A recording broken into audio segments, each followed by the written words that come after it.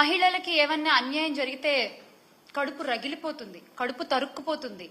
మహిళల safety is my utmost priority అని మాట్లాడినటువంటి గొంతులు ఈ రోజున ఎందుకు ఒక్క మాట కూడా మాట్లాడట్లేదు? మీ పార్టీ నాయకుడేగా, ఎందుకని? అంటే ఇవన్నీ మాటల వరకేనా?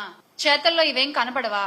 ఒక ఆవేశం అదంతా ఏమైపోయింది? ఈ రోజున ఆవేశం అంతా ఏమైపోయింది? లేకపోతే ఏమన్నా డ్యూటీ దిగారా? చెప్పండి. జస్ట్ అంటే ఏమైనా గ్యాప్ తీసుకున్నారా? మళ్ళీ మీరు డ్యూటీ ఎక్కాక ఇవన్నీ చూస్తారా?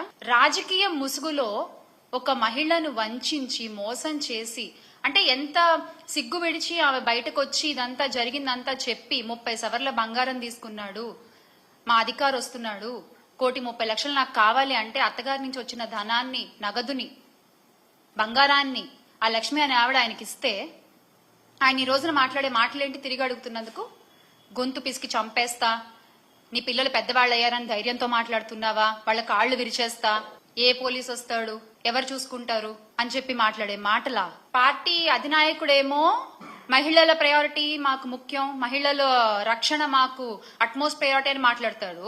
కానీ ఆ పార్టీలో ఉండేటువంటి నాయకులు మాత్రం చేసే పనులేమో ఇవి. మన రాష్ట్ర హోంమంత్రి అనిత గారు మాత్రం పేరుకి మాత్రం హోమ్ మినిస్టర్, ప్రచారాలకే పరిమితం అవుతున్నారు, ఆవిడ ప్రకటనలకే పరిమితం అవుతున్నారు. పోలీస్ వ్యవస్థ హోమ్ మినిస్టర్ చేతిలోనే కదా ఉంటుంది. ఎందుకు దాన్ని మీరు కట్టుదిట్టంగా చేయలేకపోతున్నారు?